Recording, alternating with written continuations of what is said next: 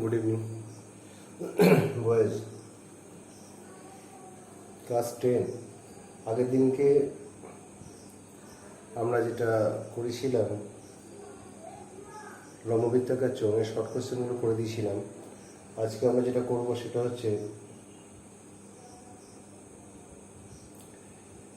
এসে টাইপ, অর্থাৎ মান 2-এর এই চ্যাপ্টার থেকে যে মান 2-এর যে সমস্ত অঙ্কগুলো থাকে সেইগুলো আমি করবো আজকে।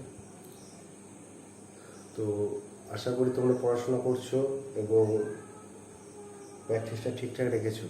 কিছু ছেলে আমাকে হোমওয়ার্ক করে দেখাচ্ছে, পাঠাচ্ছে, আর ম্যাক্সিমামই পাঠাচ্ছে না। তো যেগুলো পাঠাচ্ছ না তারা অতি অবশ্যই প্র্যাকটিসটা শুরু করে দাও। কবে স্কুল খুলবে সেই ভরসায় না থেকে এখন যেভাবে চলছে এইভাবেই তোমরা প্র্যাকটিসটা করো। স্কুল খুললে তখন দেখা যাবে। তো স্কুল খুলবে তারপর করবো এই মানসিকতা না রেখে অনলাইন ক্লাসটাকে ফলো করো। অনলাইন ক্লাসে আমি খুব অল্প অল্প অঙ্ক করাই, যাতে তোমাদের চাপ না পড়ে যে আর অন্যান্য সাবজেক্ট আছে তার সাথে। তো অল্প অল্প অঙ্ক করাই, তোমরা তোমরা ভালো করে করবে। তো তোমরা সিলেবাস শেষ করতে হবে, তার জন্য যেন ছোটার কোনো দরকার নেই। আমাদেরকে যেটা করতে হবে সেটা হচ্ছে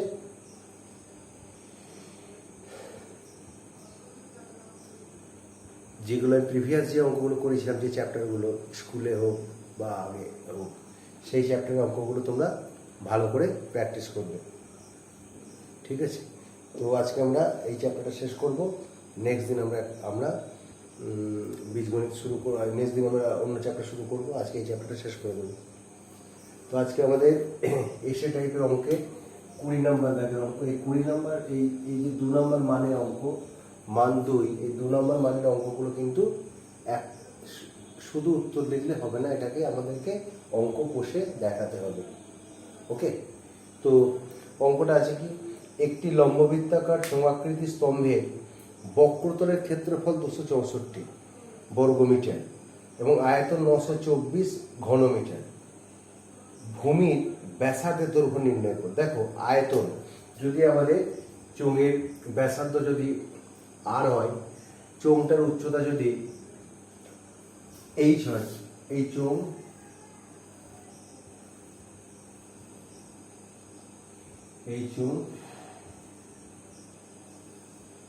এর উচ্চতাটা এইচ আর ব্যাসার্ধটা ধরি আর, তাহলে আয়তনটা কি হবে? আয়তনের সূত্র আমরা জানি, পাই আর স্কোয়ার এইচ। এইটা হচ্ছে আয়তন। এটা কত দেওয়া আছে? 924। এটা দেওয়া আছে 924। আর বক্রতলের ক্ষেত্রফল হচ্ছে 2 pi r H, 2 pi r H. এটা হচ্ছে 264। তাহলে আমরা যদি এটা ভাগ করি যে আয়তন বাই বক্রতলের ক্ষেত্রফল ইজিক্যাল টু হবে আয়তন বাই বক্রতলের ক্ষেত্রফল। আয়তন বাই বক্রতলের ক্ষেত্রফল, আয়তনের মান বসালাম, বক্রতলের ক্ষেত্রফল মান বসালাম, ঠিক আছে? তাহলে দেখো, পাই পাই কেটে গেল, এইচ এইচ কেটে গেল, আর স্কোয়ার থেকে একটা আর কেটে গেলে একটা আর থাকে, তাহলে আর বাই 2 হয়েছে। পাই পাই কেটে গেল, এইচ এইচ কেটে গেল, আর স্কোয়ার আর কেটে গেলে একটা আর উপরে থাকে, নিচে থাকে শুধু 2 ইজিক্যাল টু, এটা দেখো 4 দিয়ে কাটো, 4 2 8, ঠিক আছে, 4 3 12, 4 1 4, 4 6 24, 4 6 24, 11 2 22, 11 1 11, 11 6 66, 3 7 21, 3 2 6, আর 7/2, ঠিক আছে? তাহলে দেখো, তাহলে বা ব্যাসার্ধ কত হচ্ছে, 2 দিয়ে কেটে গেল 7, ঠিক আছে?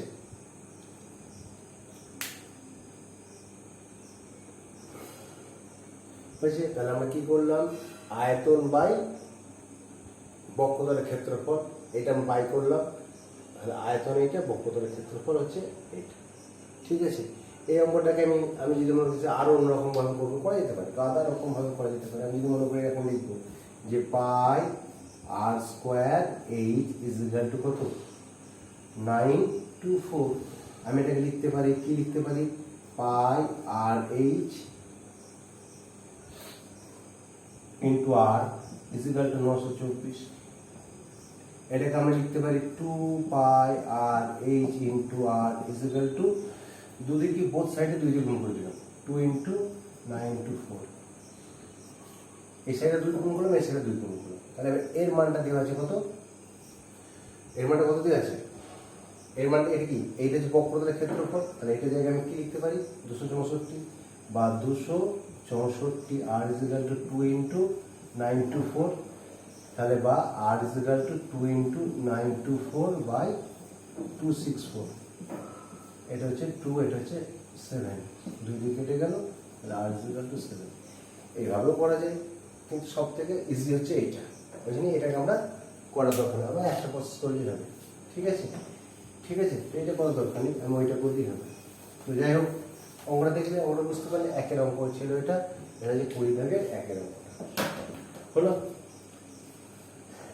বোঝা গেছে? এবার আমরা করবো 2 এর অঙ্কটা। দেখো সঙ্গে ছবিটা থাক, 2 এর অঙ্কটা কি বলে দেখি। 2 এর অঙ্কটা দেখো, একটি লম্ববৃত্তাকার চোঙের বক্রতলের ক্ষেত্রফল সি বর্গ একক। মানে বক্রতলের ক্ষেত্রফলের সূত্র হচ্ছে 2 pi r H is equal to C. আর যেহেতু বক্রতলের ক্ষেত্রফল সি, তাহলে সি মানে 2 পাই আর এইচ, বেশ হলো। আর ভূমির ব্যাসার্ধের দৈর্ঘ্য আর, তাহলে ব্যাসার্ধ, তাহলে আর ব্যাসার্ধ দৈর্ঘ্য আর বলে দিয়েছি, ব্যাসার্ধ ইজিক্যাল টু আর একক, এটা হচ্ছে বর্গ একক।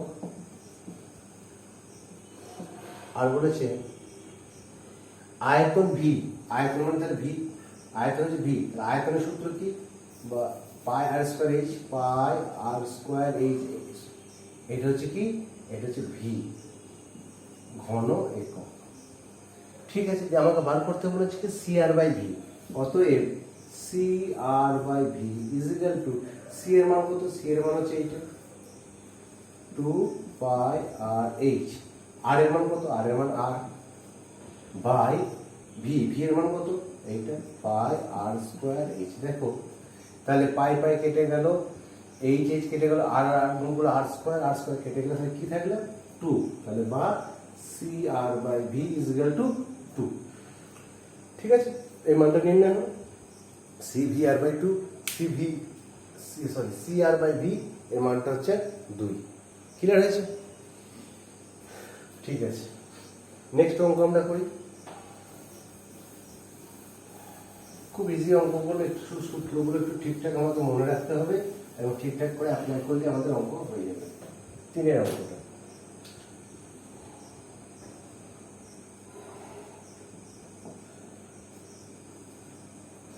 ঠিক আছে। একটি লম্ববৃত্তাকার চোঙের উচ্চতা 14 সেমি, তার মানে এইচ ইজিক্যাল টু 14, তাই তো? তার মানে কি লিখছি? এইচ ইজিক্যাল টু 14 সেমি। আর কি আছে? বক্রতলের ক্ষেত্রফল হচ্ছে 264 বর্গ সেমি, বক্রতলের ক্ষেত্রফল অর্থাৎ 2 pi r H, 2 pi r H সমান কত বলেছে? 264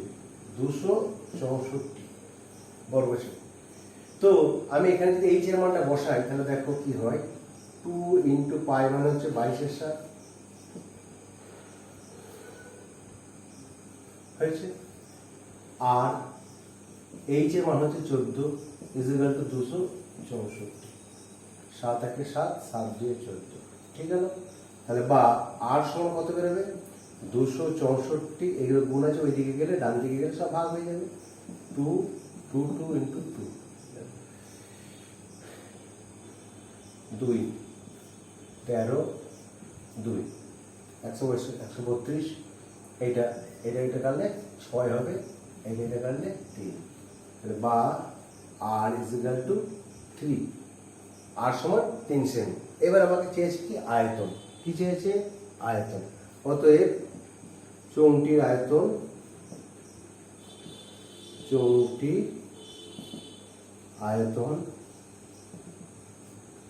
is equal to pi r square h pi মানে 22/7, আর স্কোয়ার মানে 3 × 3, আর এর মান হচ্ছে 3, 3 × 3, এই যে মান হচ্ছে 14, 7 2 14। ঠিক আছে, তাহলে 22 × 44 কে 9 দিয়ে গুণ, 9 4 36, 76 3, 9 4 36 3 39, যেহেতু আয়তন ওই জন্য এটা হবে ঘন সেমি। পরিষ্কার বোঝা গেল? তাহলে এখানে এই সমান কত পড়েছিল? এই সমান 14 ব্রিটিশ পড়েছিল। হয়েছে? বোঝা গেল অঙ্কটা? একবারে ইজি অঙ্ক। ঠিক আছে, এবার নেক্সট আমি যাচ্ছি।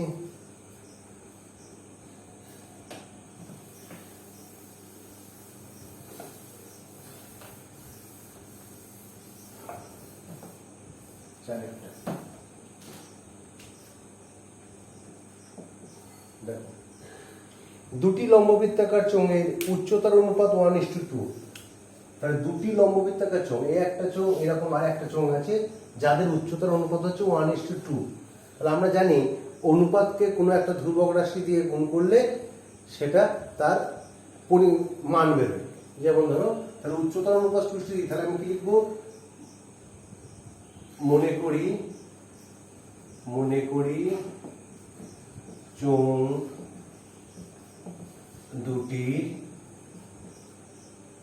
উচ্চতা যথাক্রমে x, এখানে কোনো একক দেওয়া নাই, আমি x একক লিখি, x একক ও 2x একক। ঠিক আছে, তাহলে 1:2 আছে, তাহলে 1x আর 2x, ওই x লিখলাম আর 2x লিখলাম। ঠিক আছে, এবং পরিধির অনুপাত, এবং পরিধির অনুপাতটা দিয়ে যায়, পরিধি ধরে নিচ্ছি। পরিধির অনুপাত দেওয়া আছে কত? পরিধির অনুপাত দেওয়া আছে 3:4।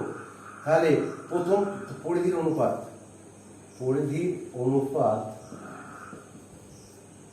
Is equal two 3:4।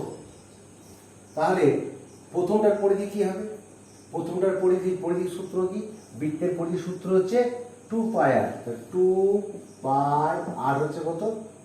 আর হচ্ছে x বাই 2π2x। পরিধির অনুপাত হচ্ছে 3:4।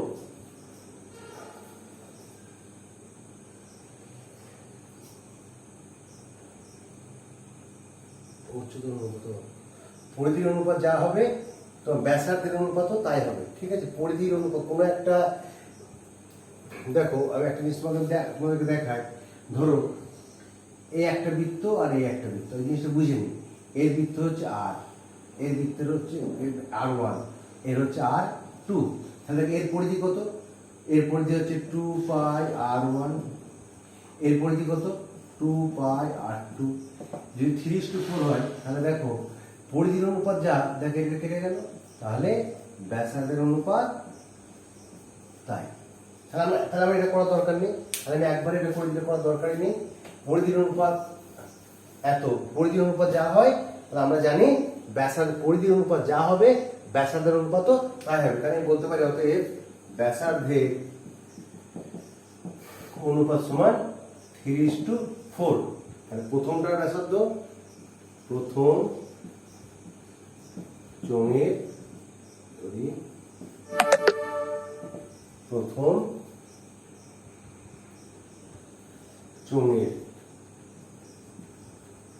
ব্যাসার্ধ সমান 3y একক, দ্বিতীয় চোঙের ব্যাসার্ধ সমান 4y একক। হলো? এবার আমাকে কি চেয়েছে? তাদের আয়তনের অনুপাত। অতএব দুটি চোঙের আয়তন অনুপাত, প্রথম চোঙের আয়তন বাই দ্বিতীয় চোঙের আয়তন সমান, প্রথম চোঙের আয়তন কি হবে? পাই আর স্কোয়ার, আর মানে এক্স, ব্যাসার্ধ মানে এক্স, পাই r square into H, H মানে হচ্ছে 3y। ঠিক আছে, পাই আর স্কোয়ার এইচ। দ্বিতীয় চোঙের ব্যাসার্ধ কি হবে? দ্বিতীয় চোঙের আয়তন কি হবে? পাই আর স্কোয়ার ইন্টু এইচ। দ্বিতীয় চোঙের ব্যাসার্ধ হচ্ছে 2x, তাহলে পাই আর আর এর মানে 2x স্কোয়ার ইন্টু এইচ। এবার পাই বাই কেটে গেল দেখো, তাহলে কি হবে এক্স স্কোয়ার ইন্টু 3y, এটা হবে স্কোয়ারটা ভাঙলে হবে 4x স্কোয়ার ইন্টু 4y। ঠিক আছে, তাহলে এক্স স্কোয়ার এক্স কারণ ওয়াই ওয়াই কেটে গেল 3:16 সমান 3/16 সমান 3:16। ঠিক আছে, আশা করি এই অঙ্কটা বুঝতে পেরেছ। ঠিক আছে, এবার আমরা দ্বিতীয় অঙ্ক লাস্ট অঙ্কে যাব, এই চ্যাপ্টারের লাস্ট অঙ্ক।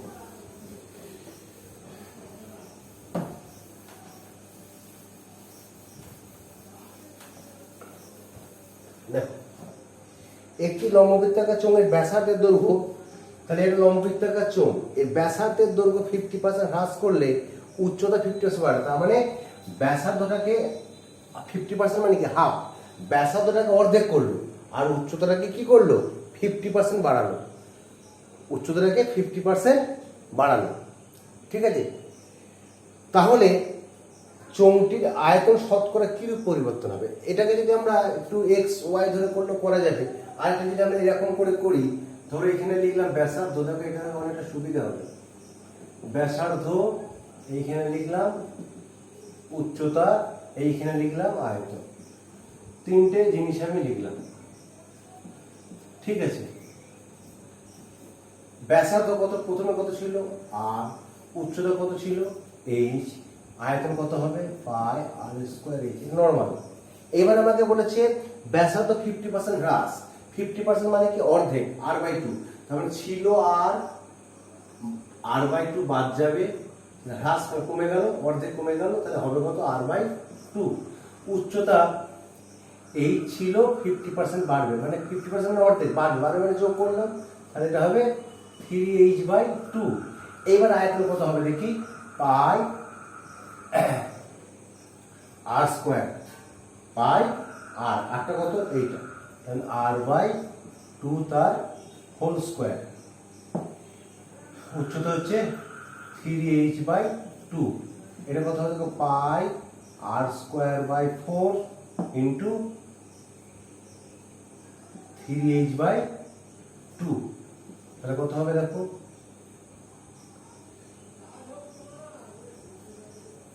কত হলো পাই আর স্কোয়ার এইচ ইন্টু 3/4 দুগুণে 8, 3/8 হয়েছে।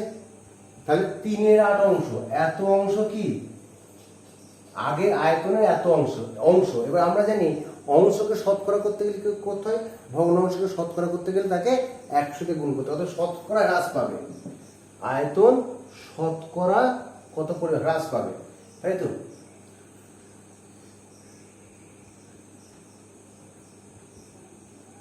কতটা হ্রাস পাবে দেখো, ছিল কত পাই আর স্কোয়ার এই যেটা ছিল, এখন হয়েছে কত 3 পাই আর স্কোয়ার h/8, এটা হয়েছে। তাহলে কত হ্রাস পেয়েছে, বিয়োগ করলাম 8 পাই আর স্কোয়ার h মাইনাস 3 পাই আর স্কোয়ার h সমান 5 পাই আর স্কোয়ার h/8। তাহলে এতটা হ্রাস পেয়েছে, তাহলে 5/8 অংশ হ্রাস পেয়েছে, তাই তো। অংশকে শতকরা অতএব শতকরা হ্রাস পেয়েছে কত হবে, অতএব শতকরা হ্রাস সমান 5/8 ইন্টু শতকরা কাল 100 তে গুণ, তাহলে এটা হবে 2/25, 125/2, তাই তো। তাহলে 125/2 হলে 62 পূর্ণ 1/2, ঠিক আছে। দেখুন